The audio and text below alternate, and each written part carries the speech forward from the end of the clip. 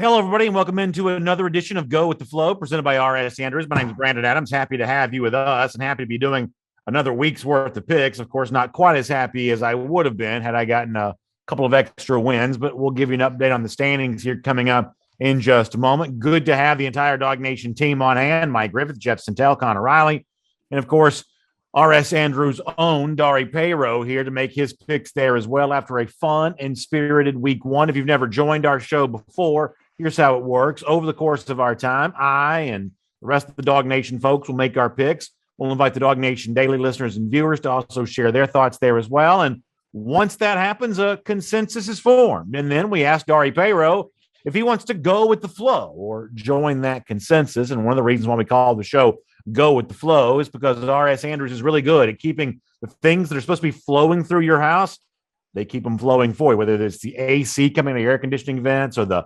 plumbing, the water flowing, obviously, all of that kind of stuff, very important. The electrical stuff there as well. RS Andrews is just really good when it comes to your air conditioning, heating, plumbing, and electric needs. Story after story, they've been delivering smiles, and they can deliver a smile for you there as well. All right, let's do this here for a moment. I don't know if there's a way to put this on the screen so I can see it, but an update on the standings here for week one. So first of all, great job by Michael Carvell with the graphic there. You see the faces of all the folks surrounding the standings for the week. Congratulations to Connor Riley, a 7-1 week, also 7-1 on the season after just 1 week's worth of picks. Dari Payro not far behind at 6-2. Mike Griffith winning week last week at 5-3. Jeff Santel and I both come in there at 4-4. So a good start to the week one, certainly for Connor and Dari, and a lot of fun coming up as we get ready to make our picks for the this week's games. I guess, Dari, I'll start with you here. How you feeling about the upcoming week? You looking forward to the picks? You feel pretty good about the board here this weekend? Yeah, I do. I just want to point out that Connor's one loss there was not taking Georgia. I just want to highlight that. Wow. He went heavy Pac-10, which kind of worked out with him this week. We'll see what he does coming up on this week, though. Smart there to point out that going against the home team may have cost Connor Riley there. Pretty interesting stuff all the way around. And, of course, that does lead us to Georgia here for today. The first game that we'll pick as a part of Go with the Flow, presented by RS Andrews here. And Georgia, fresh off a win last week against Clemson in the big national showcase game we thought it all would be, gets a chance to come back home for the home opener against the Blazers of UAB. Of course, led by Bill Clark, respected coach. Interesting story for UAB, shutting the program down years ago because of some internal politics in the state of Alabama and, to a degree, some lack of financial resources. You got a huge groundswell of support, brings Blazers football back. Now they've got a brand new on-campus stadium and a team that's been a real fixture in contention at the top of the Conference USA standings. Also a regular bowl attendee there as well. But big underdog Saturday in Athens, the tune of 25 points. Mike Griffith, I'll start with you. Georgia, 25-point favorite here. Do you like the dogs minus that spread? What's your thoughts on this game? Yeah, BA. Obviously, Georgia didn't get off to the offensive start they wanted. Kirby Smart's serious about wanting to make a statement with his offense. This is a good defense that returns 9 starters from a team that ranked 7th in the nation last year, albeit a Conference USA schedule. I think Georgia's too dominant in the trenches. I think the excitement of being back in Sanford Stadium, I like Georgia to win this game 41-7. All right, so big score there from Mike Griffith. Jeff, do you agree? First of all, I think the number is very cozy. I know, Brandon, you use kind of words like dusty and all kinds of great vernacular, but I think that's about right. I kind of like this as sort of like a 28-3, 28-7 game. I don't see a lot of offense. You sit there and you go, how many points is Georgia going to have to score to cover this line? I think UAB is going to do just enough offense I'm going to take the points, and I'm going to take UAB in this game. Also fair to point out there's been a little bit of movement on the line in the direction of the Blazers since it first opened in Nevada to start the week. Split decision thus far, Connor. What do you think? Dogs minus 25. The number is just a little too big for me, especially with the wide receiver questions that still exist with this Georgia team. So I think Mike makes a lot of points, and I'm not going to be surprised in the slightest if Mike ends up being right. But for the second week in a row, I'm going to pick against the Bulldogs and hope that they end up covering in spite of that and look a lot better than they did offensively against Clemson. But for this game, give me UAB plus 25. As you might imagine, Dog Nation Daily listeners and viewers, they disagree with Connor on this. 82% take UGA here. However, I am going to join Connor in going against UGA, at least when it comes to the point spread. Biggest thing for me is in these spots recently, Georgia has not been much of a given when it comes to trying to cover a 20-plus point spread. Just 5-5 in their last 10 games when favored by 20 or more points. 1-1 in those same circumstances since JT Daniels became quarterback near the end of last season. Georgia's just not a very sure thing when trying to cover a big number as of late.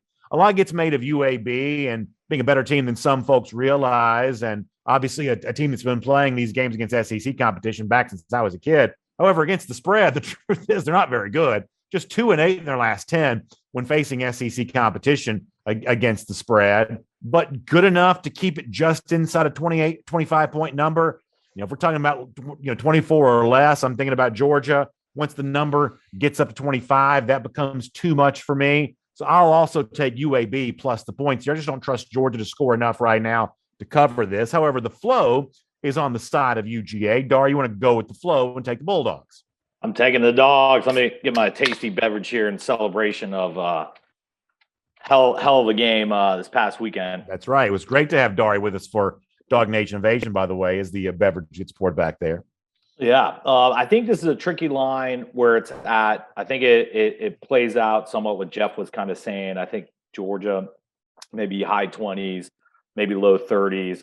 I think the defense is going to give UAB some trouble. Maybe they get 3. Maybe they get lucky and get a touchdown at 7.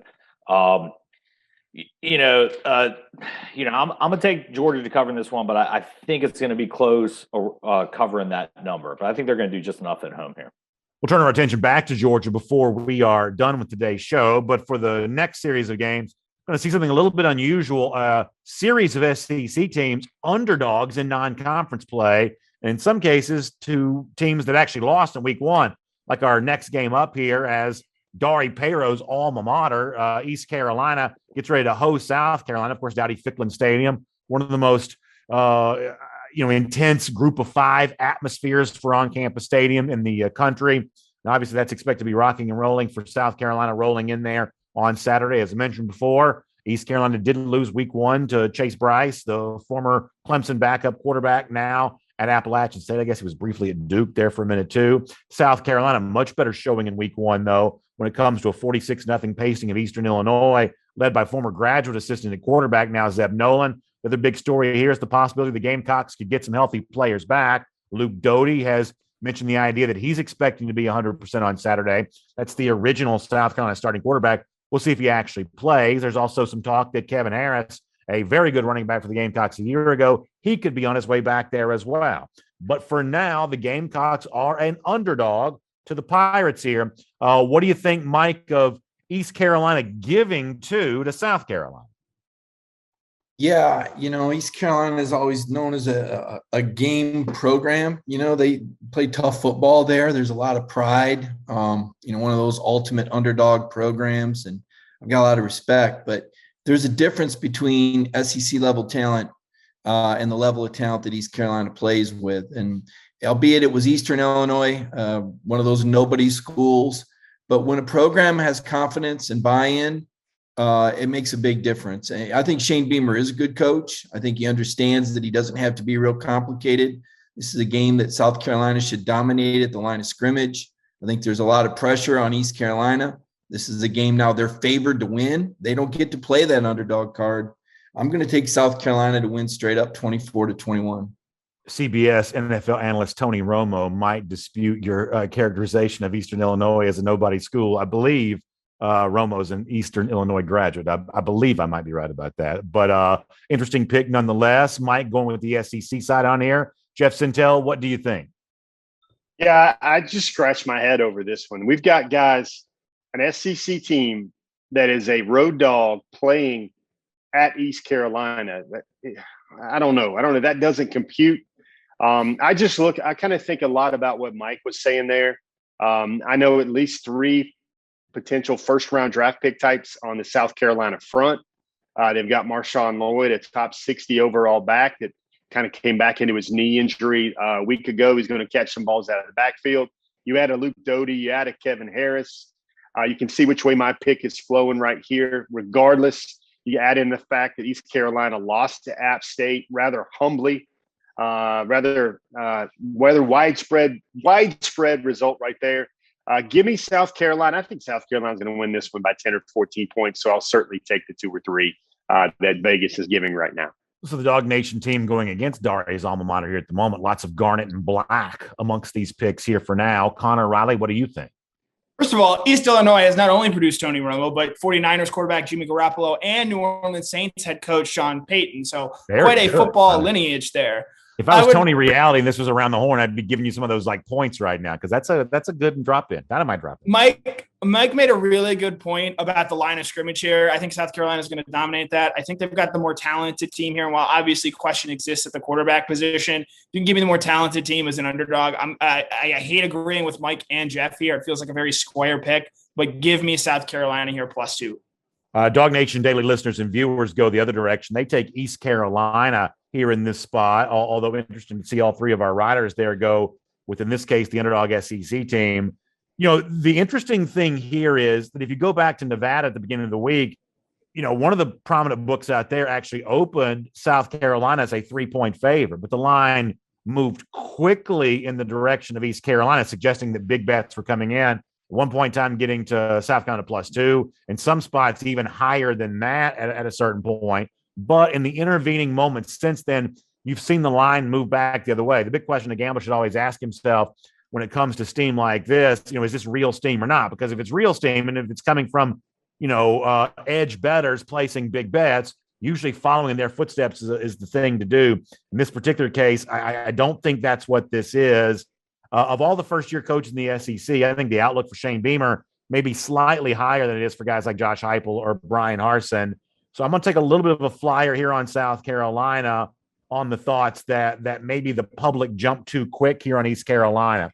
So by the time folks watch this show, you're going to see a line that has moved a good bit from where we're taking it at right now with Gamecocks +2. But at that number, Daria, I hate to go against your alma, but I got to take the Gamecocks here. That puts the flow on the side of South Carolina. Do you want to go with the flow and take the Gamecocks? Yeah, I'm going to have to. I mean, the line doesn't make any sense to me. You know, ECU, you know, right now is kind of going through a rebuild. You know, our new head coach, this is his 3rd year there, so he really has two classes of his recruits that are there. Really good recruiting classes. They're just young. You know, ECU's won maybe 12 games in 3 or 4 years. So this is definitely a head scratcher, especially if you look at the game between App State on Thursday in Charlotte. ECU was in the game. ECU, it should have been a tie game. They got hosed on a couple calls. But the big thing I saw was the offensive and defensive lines got pushed backwards for ECU. They're young. They're not developed enough. They don't have any depth there. And now they're going to go against just SEC talent. So for me, it's as simple as that. You're going to go against bigger guys on the line. South Carolina has some guys that are going to the NFL. So I don't think I mean, ECU has the offense to keep it close. It's a very explosive offense. I think they could hang around, but I think South Carolina is going to get a win here.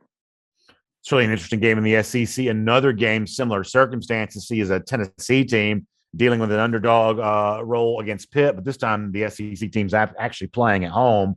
As I said before, Vols 2.5-point underdogs here to Pitt Panthers. Obviously, one of the stories around this game is the way in which both programs are honoring their former coach, the legendary Johnny Majors, who was part of great success at Pitt. Georgia fans will remember him coaching against UGA in the '76 Sugar Bowl, or at least fans old enough to have been alive then will remember that. Obviously, Majors also won an SEC championship at Tennessee. Both programs will remember him on Saturday. Mike, I know you know the Majors legacy well, and I'm curious your thoughts on the game with the Vols getting 2.5 points at home against the Panthers. Yeah, so this is going to be a little bit of a homer pick for me. I actually called Johnny Majors when the Pitt job came up and recommended Pat Narduzzi. Pat is a guy that I got to know really well when I covered Michigan State for 4 years. He's a fantastic story if you dig deep. I know Georgia fans probably don't want to dig deep on this show, but I mean, this guy has got coaching in his blood. A fantastic coach, as I said. And I love what he's done at Pitt. It's a tough gig.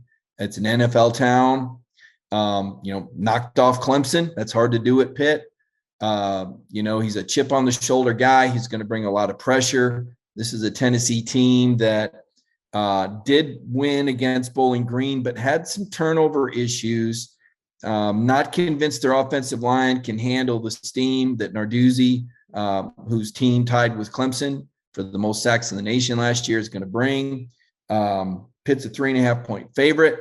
I'm going to take Pitt to win a close game. Don't know much about Pitt's offense, haven't studied them closely, but just knowing Narduzzi like I do, knowing that Tennessee tried to hire him before as a coordinator, knowing that he really wanted this game, I'm going to take Pitt 24-20, and probably just helped all you guys out because now everybody's going to copy me just like you've been doing the first few picks.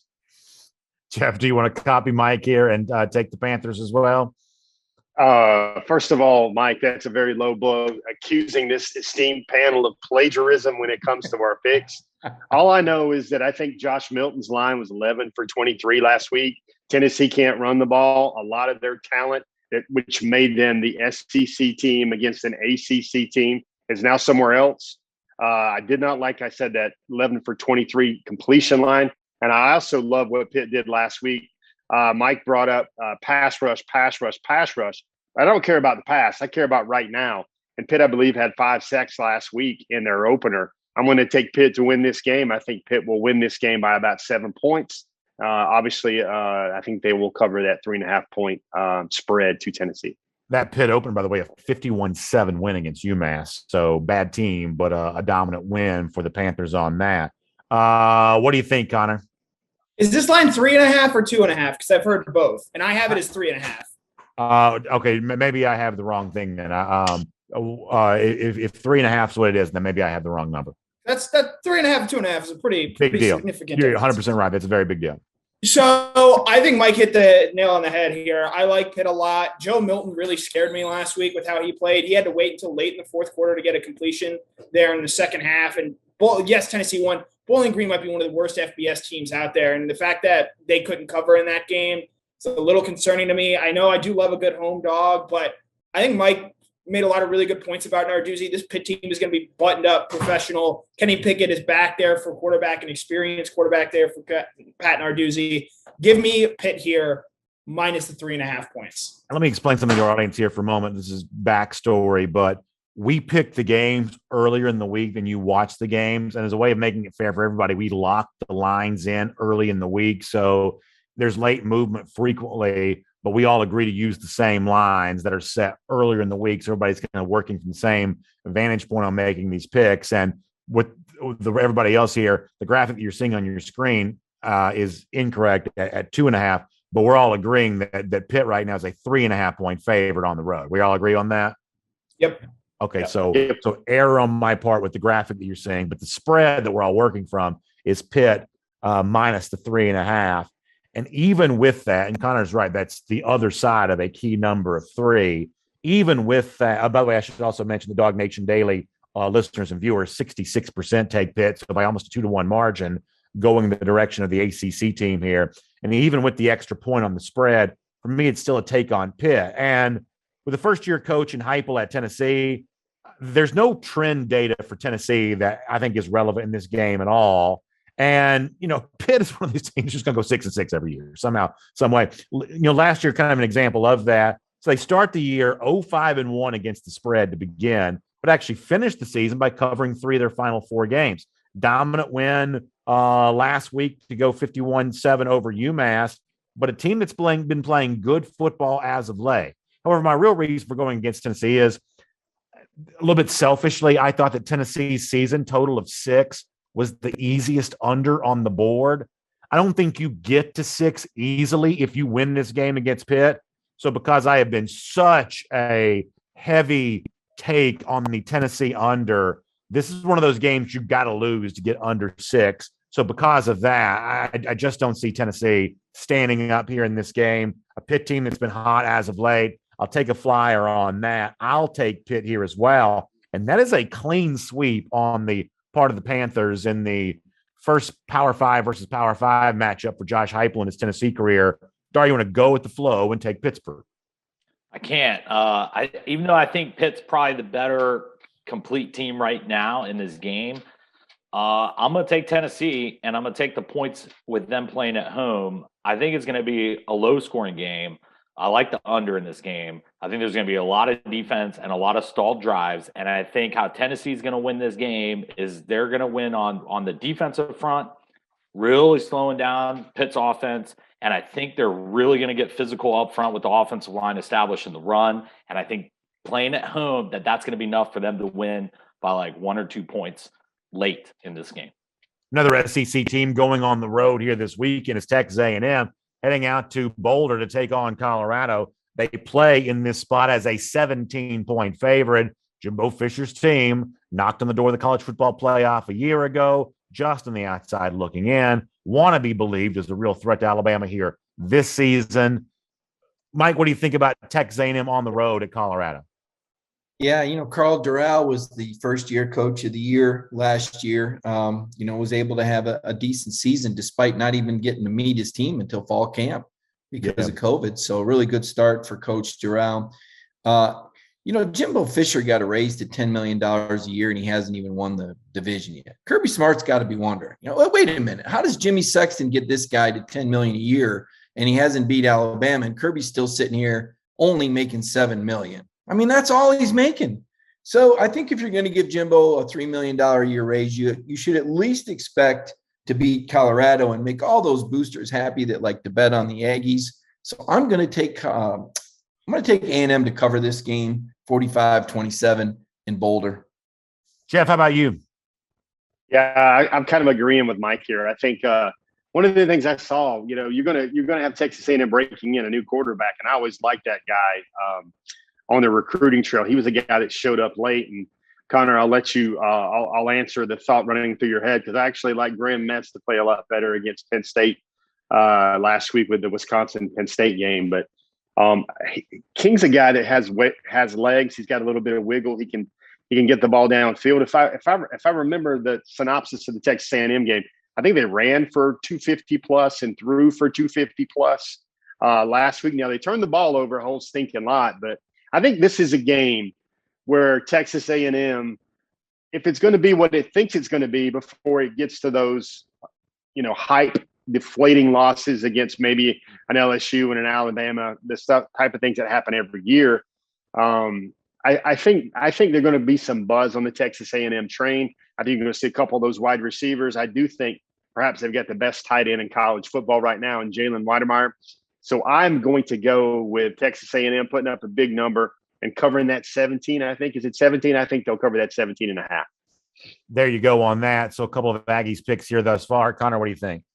Give me Colorado here. This game is going to be played in Denver. Obviously, the elevation there is going to be a factor, and I think you're going to maybe see that show up on Saturday. Jeff mentioned the turnovers. Haynes King, if you're throwing 3 interceptions against Kent State, this Colorado team, as Mike pointed out a season ago, 4-1, played some pretty legitimate football. I still expect Texas A&M to win this game, but I think because of the elevation change, because Texas A&M, while yes, it is in Denver, it is somewhat of a road environment there. I think this Colorado team is going to be fired up, and Texas A&M, as of this week, is a top 5 team in the AP poll, and I have questions about how this team is going to handle that level of success. So give me Colorado here plus 17. Dog Nation Daily listeners and viewers disagree. They take the Aggies here to the tune of 59%, and I'm going to take Texas A&M as well. Connor mentioned the game being in Denver. I'm just going to count this as a road game, though, being that it's played in the state of Colorado, much closer, obviously, to the Buffaloes than Texas A&M. Important to note when it comes to Jimbo Fisher and Texas A&M, they've actually covered the spread in their last 7 road games. They are 6-0 in the Jimbo Fisher era when favored on the road against the spread. This is a team that's showing up in that spot. Yeah, Jimbo hasn't broken through, won the division yet, and obviously that's one of the things that folks eventually want to see him do.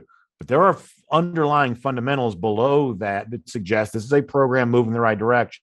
How you perform in games away from College Station is a big indicator there, and Jimbo's been doing just fine when it comes to that spot as a favorite against the spread playing in these road games there. So that's enough for me to feel good about this. 17 is a big number against a team that very quietly in a pandemic year, a little bit like we said with Iowa a year ago, Colorado probably wasn't on very many TV screens, but played better a year ago than some people realize. But Jimbo has earned my trust away from home since becoming Texas A&M coach. So big number on the road, but I will lay it, and I'll take Texas A&M. That puts the flow on the side of the Aggies there as well. Dar, you want to go with the flow and take Texas A&M? Not going to do it. I'm going to take the Buffs and the points. Mile high, baby. You know, the altitude's there. You got two freshmen going together. Colorado's got some playmakers. A lot of people don't know it, but they got a lot of playmakers on their team on both sides of the ball. I think it's enough to keep this game closer than A&M wants. Boy, should be certainly interesting. However, the most interesting game in the SEC all week, I would suggest, is the one that pits old rivals dating back to the days in the Southwest Conference, and who knows, in some future year, maybe a part of the same pod in the brand new 16-team SEC. I'm talking about Texas and Arkansas. These are programs that have been united by history, whether it be the legendary appearance by then President Richard Nixon for the game in 1969, or many other games in the history of these two programs. Of course, in modern times, Texas was a week one winner in Steve Sarkisian's debut last week against Louisiana. And if you care, they also covered the spread. And if you're watching the show, my guess is you do care about all of that. Arkansas also a week one winner there too, after being one of the surprise teams in 2020 and first year coach Sam Pittman, the start of his tenure there a year ago. But hosting Texas on Saturday, Arkansas finds itself as a 7-point underdog. It's the Hogs and the Longhorns. Mike, what do you think about it? Brandon, I feel like you've really disrespected Arkansas this week. When we were talking earlier, you were talking about Georgia being ready for Auburn on October the 9th. You just glossed right over Sam and the Hogs with all their super seniors. And this is exactly the kind of game that I expect Sam Pittman to win. I remember last year when everybody was, all the fanboys, as I call them, that have the man crush on Lane Kiffin, were glowing about Lane and Pittman, and the Hogs picked him off 6 times. Now, I don't think that Sarkisian is quite as talent poor as Ole Miss, but this is at home. This game means a lot to the Razorbacks. There's a really good staff there. And I like Arkansas as a sentimental pick. I'm going to take Arkansas to beat Texas outright at home, 24-20 with Sam Pittman. I like the pick, Mike. Jeff, what do you think? Yeah, this is one I'm going to be watching. And first of all, you got to say you love Sam Pittman, but I was really impressed by what Texas and this new offense did last week against Louisiana. I know that there were some, I guess I would say, deep South media elite types. Brandon, is that what you would call them instead of the East Coast media elite? Sure. Like I said last week, I think Bijan Robinson is a star that will just get brighter and brighter in college football. I like the fact that, Sarkisian, what he's doing, integrating an offense, getting his quarterback ready for this game. KJ Jefferson, the Arkansas quarterback, I remember Georgia offered KJ Jefferson during the Jim Chaney era. I remember talking to him. Smart kid, level-headed kid. I know he honed his arm by throwing rocks at everything imaginable. Fence posts, everything imaginable. He honed that arm. Brilliant arm for that guy. Just didn't look very accurate last week. In short, I like Texas to win this ball game. I like them to get this win. I like the Sarkisian era getting a very, very big boost, and I like Texas in this game. Right. So Jeff takes Texas minus the points on the road there. Connor Riley, what do you think? Horns up. Give me Texas here. For one, Arkansas last week struggled for large parts of their game against Rice. They were actually trailing in the third quarter there. And with Texas, Jeff mentioned Bijan Robinson, sort of similar to what Lane Kiffin has done. When Steve Sarkisian identifies his best playmaker, he feeds him over and over again. I think that's what we're going to see with Bijan Robinson. And so I expect Bijan Robinson to have a huge game on Saturday and a big season. And because of that, give me Texas to cover the touchdown spread on the road here. Dog Nation daily listeners and viewers disagree. They don't like Texas, and they never really have. 74% take Arkansas here, and it leads me to be concerned as well that, I'm leading with my heart as opposed to my head, because I do like Sam Pittman. Frankly, I think that the folks in Arkansas have a good time. I got no beef with the Hogs fans for the most part here. One argument in favor of taking Arkansas, you date back to prior to the start of the Sam Pittman era. This is a team that's covered 5 of its last 7 at home. That's a pretty fun team when things get rocking there at Reynolds Razorback Stadium. Obviously, this is an Arkansas team that ran out of gas a year ago, got off to a great start, got some horrible officiating that went against it a couple times last year. Now, that's not excuse making. by just any objective standard, Arkansas got hosed by the officials. Really not the same team after that Auburn game and moments like that. Did not play well, for instance, in a rivalry game against Missouri. But I think they've had this one circled for a long time. And I think Texas is the better team here, but it's a better team that finds itself in a tough spot. I hope I don't regret this because this is clearly what I want to happen. It's the result I'm hoping for, but I'm going to take it nonetheless. Arkansas plus the points. That puts the flow on the side of Arkansas as well. Dar, you want to go with the flow and take the Hogs? Yeah, absolutely. I like Arkansas here. You know, Pittman has them playing some physical football. If you watch any of those games, he got them fired up last year with some of these big matches for their home games. I expect the same for this game. I mean, this is a huge matchup for them. Yeah, I think they're going to be fired up. I think they keep it really close. I think they cover. I think it's just going to be one of those heartbreak losses at the end for Arkansas in this game. I'd love to see them win, but I definitely think they cover. Another SEC team finding itself a underdog in non-conference play is Mississippi State hosting NC State. Of course, Mississippi State last week, lucky to have beaten Louisiana Tech. NC State, though, no problem in its season opener against South Florida, winning 45-0 on the season's first Thursday night. Bulldogs with Mike Leach find themselves 3-point home underdogs here. Mike Griffith, what do you think about Mississippi State hosting NC State and getting 3 in the process? Yeah, I've already picked against one SEC team as a home underdog. It's really hard to do that. As bad as Mississippi State played last week, they were able to rally and get some momentum at the end. I'm not going to drink the Kool-Aid as hard as Connor did last year on KJ Costello, but I do believe Mississippi State is going to be good enough to either win or cover this spread. I'm just not sold on the ACC. I'm going to admit it's a bias. I have ACC bias. I'm going to take Mississippi State to win this game 21-20 at home, Starkville. What do you think, Jeff? Mississippi State 3-point underdogs here. First of all, I know we all dutifully love these picks and we love researching them so we can sound like brainiacs and we're like Vegas insiders on all these lines.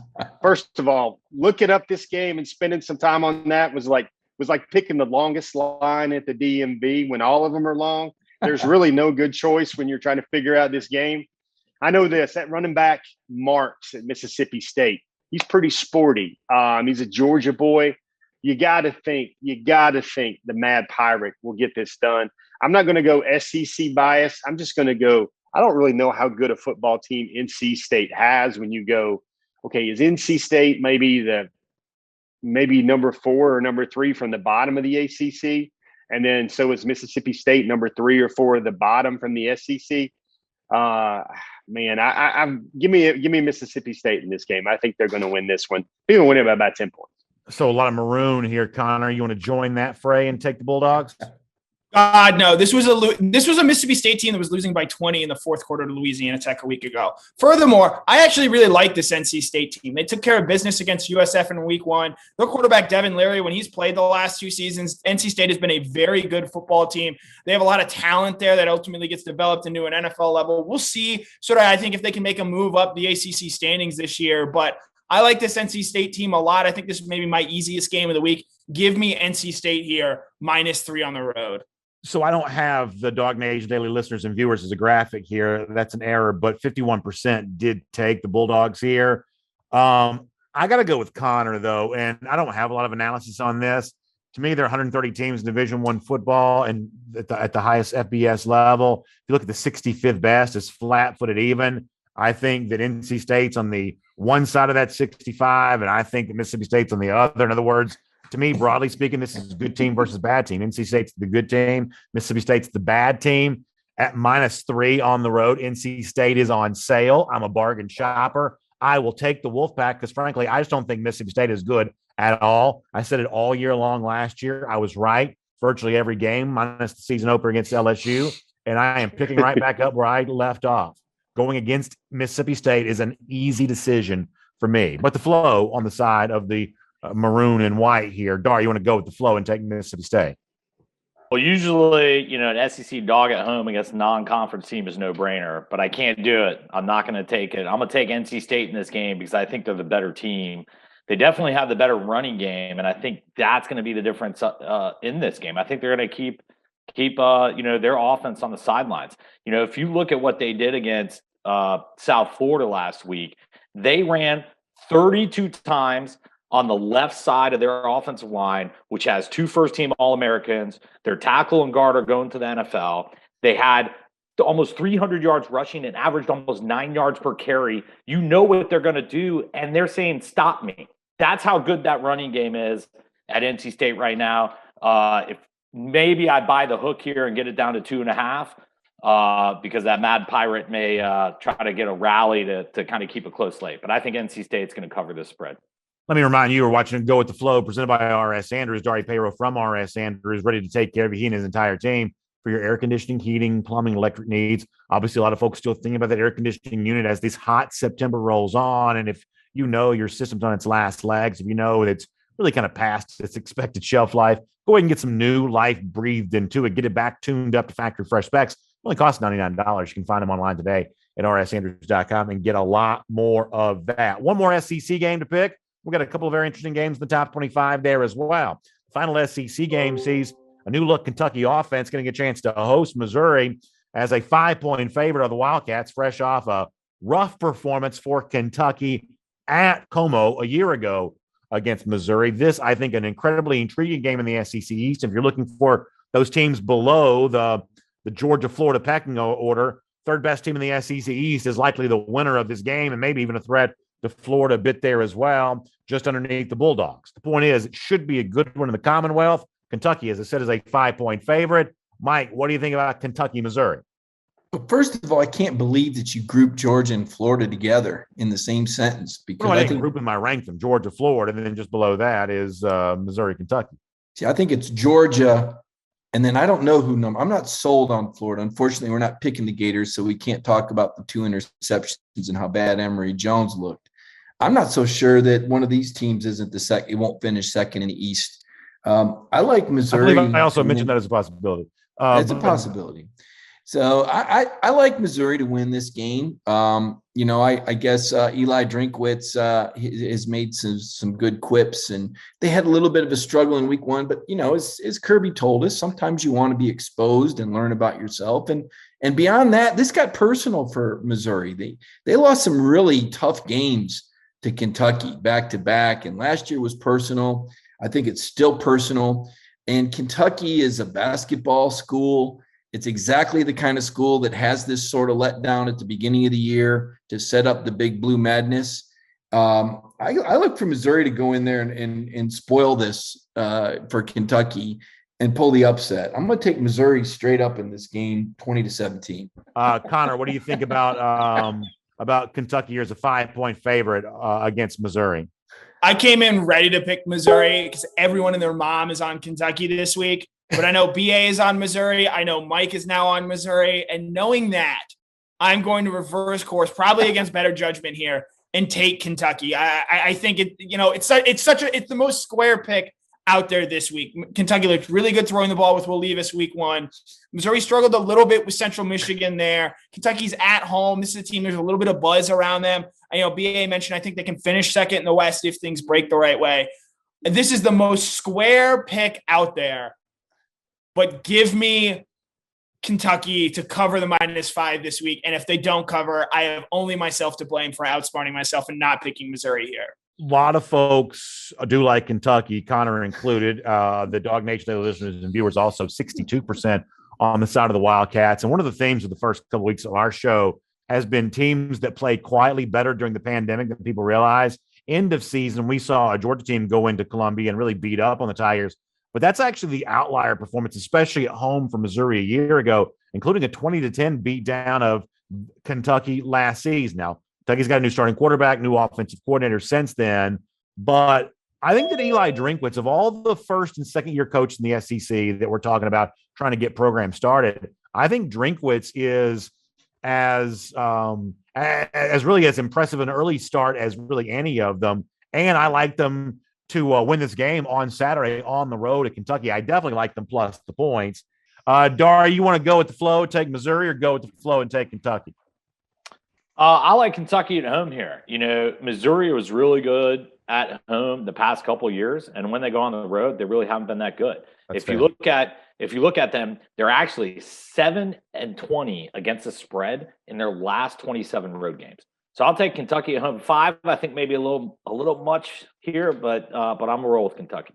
We'll come back to Georgia again before the end of the show. We'll take a look at the point total expectation against UAB. First, though, a couple of games in the top 25. It's Ohio State hosting Oregon. Of course, Ohio State fresh off a game closer than the experts thought to begin with against Minnesota, although pulling away late in the first Thursday night of the season last week. Oregon, one of those teams that obviously gets a lot of love out of the Pac-12. They're a little bit banged up. Key injuries a factor as you watch closer to this game, including the status of Kayvon Thibodeau there as well. But for now, we're looking at Ohio State as a 14.5-point favorite over the Ducks. Great intersectional matchup. We lost a chance to see the first leg of this home-and-home series a year ago. Get a chance to see that right now. Mike, what do you think about the Buckeyes as 14.5-point favorites against Oregon? Well, I'll tell you, BA, when we stray outside of the SEC, my knowledge thins. I only have so much capacity to be following college football. So I'm not picking exactly straight on uniforms here. If I was, I would take Oregon. I just think this is a big number for a game that, I wasn't very impressed with C.J. Stroud against Minnesota, frankly. They did beat them. They had receivers running away from guys. I'd like to think Oregon's got more talent than Minnesota. I believe this game is in Columbus, though. So I'm going to take Ohio State to win, but Oregon to cover. There you go. Jeff Sintel, are you with us? You got to pick on the Ohio State-Oregon game? Yeah, I'm back. I think something's wrong with my Zoom. Mike admitted he has limited knowledge about some aspect of college football. This can't be the right Zoom recording. I'm in another room, right? So here's what I know. I think Oregon has the horses. I think Oregon has the team speed. I think their quarterback play is not quite what Ohio State, Clemson, and Georgia and Alabama recruit, but it's pretty good. I know this. I know Ohio State's treating this as a big recruiting weekend, but I just think Ohio State has better players. I think Kayvon Thibodeau, if I'm correct, he is going to be limited in this game or out altogether. That was the way that I thought Oregon could perhaps slow down all of the toys that Ohio State's Ryan Day has to play with on offense. I think we saw a little bit of Trayvon Henderson last week. And just get the ball in space and watch him go. There's also Chris Olave. There's also so many guys. So many guys on this Ohio State. Their offense looks really simple. Trayvon Henderson is a guy. I remember him from the recruiting trail. His recruiting tape was like 15 minutes long, all touchdowns. Trayvon Henderson never got tackled. He presented a highlight tape where he never got tackled. And it was 15 minutes. It was kickoffs. It was swing passes. It was getting the ball out in space.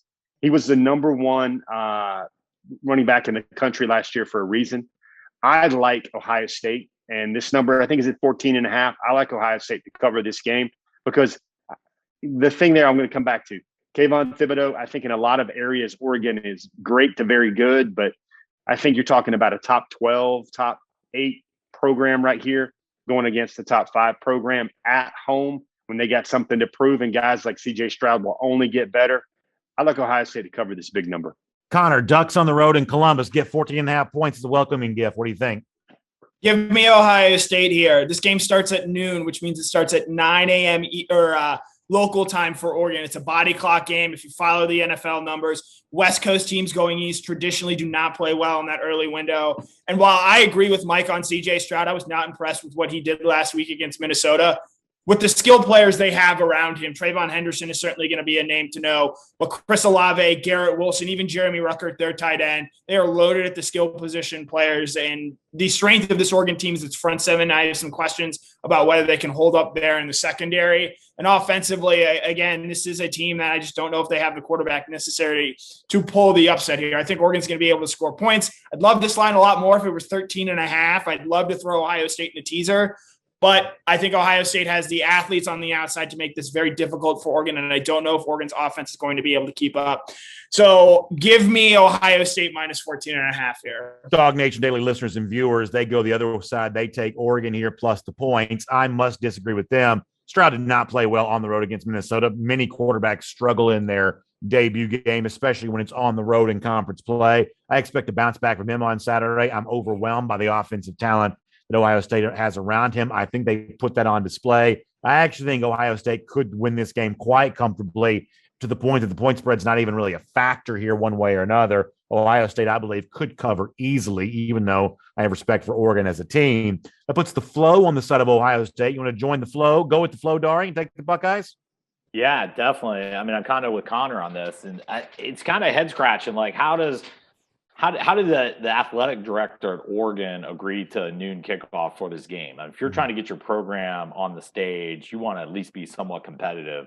And of course, that's probably the only way Ohio State would even book this game, is trying to make sure that it is a noon game.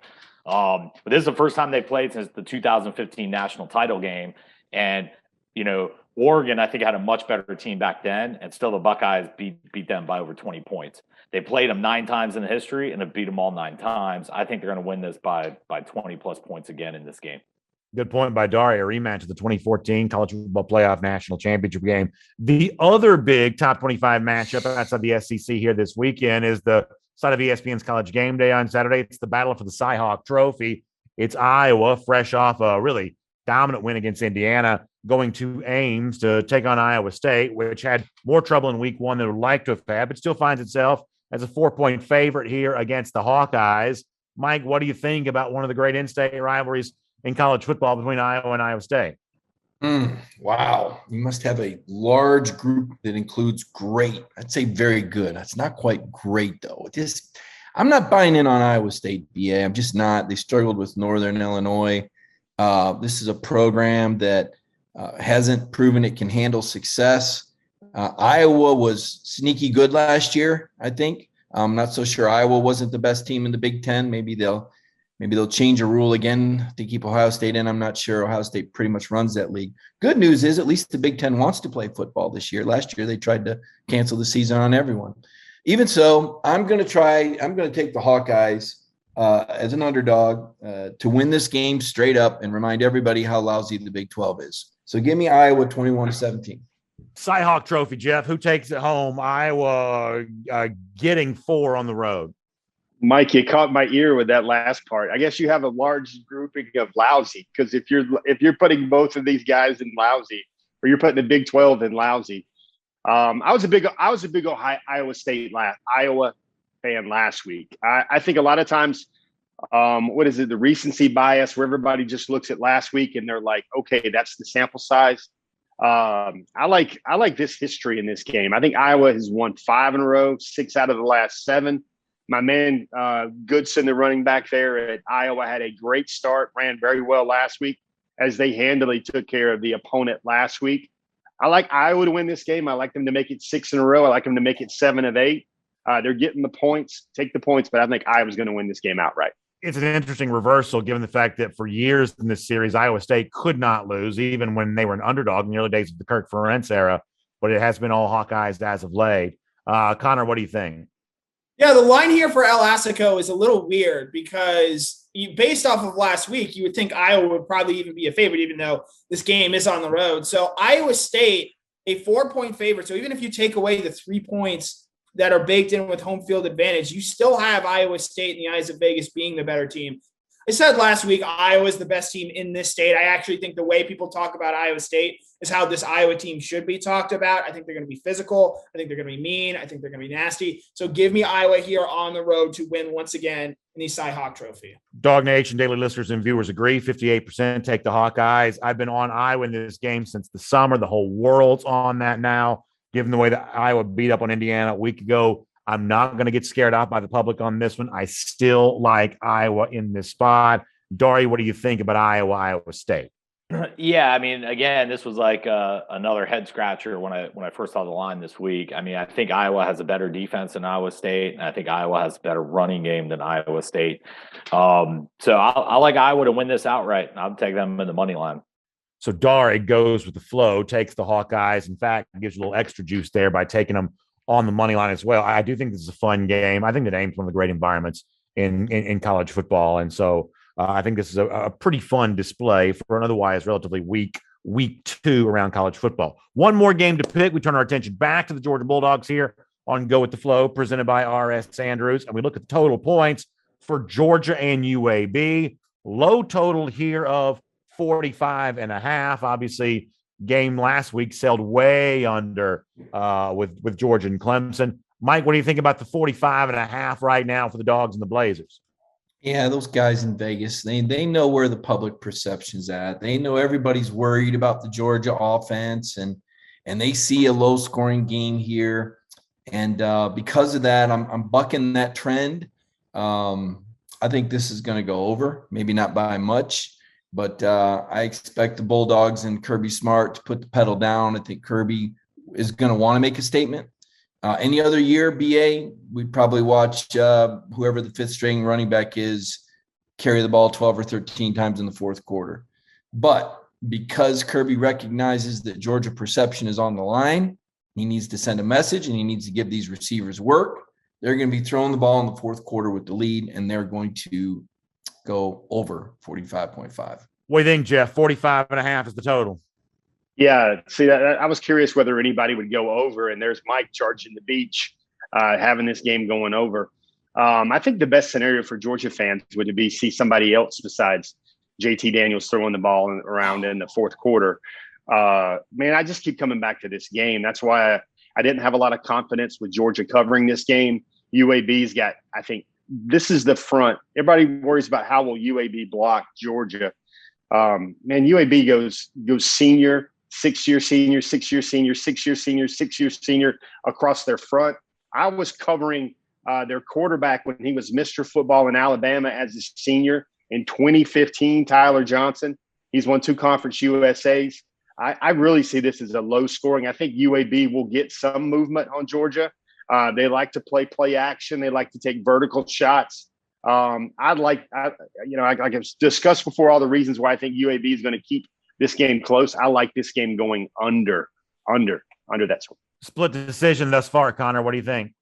I like the under here. I struggled. If Clemson can only score 3 points last week, I don't see how this UAB team is going to score much more. And so because of that, I'm going to take the under. I did take UAB plus 25, but I think if you're a Georgia fan and you have the Georgia line as Mike does, I actually do think it makes some sense to take the over here. And I think this Georgia offense is going to try to do some stuff late that might make you sweat both the 25 points and the over under here. So I don't feel great about this. The more I think about it, I might actually like Georgia minus 25 and the over, but I'm going to stick with UAB plus 25, and I'm going to stick with the under here. 91% of the Dog Nation daily listeners and viewers take the under here in this spot. And I disagree with Connor in one respect. I think there's a big difference between a 25 point number and a 45 point total here. I think it's fairly easy to cover the number without the game going over, because my guess is you get no help from UAB in this spot. I don't think UAB scores at all. By help, I mean contributing to the point total. I don't think UAB scores much at all. Georgia win the game 31-0, pat itself in the back and walk away, and the over-under is never even a factor in the discussion. So I think it's quite possible to like Georgia minus the points, although I guess I didn't, and like the like the under there as well. Enough of the gap there, but the point is I'm also under in this spot too. Dari, you want to go with the flow and take the under because by a slight margin, the flow is with the under here. Sorry, yeah, I like the under in this game. I think it's going to be low scoring. I'm hoping Georgia can get some offense going. I think it's going to come more from the running game. I'd be curious on who you think would be throwing the football in the fourth quarter, Jeff. Would that be Mr. Brock that may get some reps? That could be good to see. Maybe that leads to some points that actually lead to a cover in this game. I think it's going to be a close cover for Georgia, but I think it's just going to be one of those games that is a slowly building game that really picks up steam in the second half.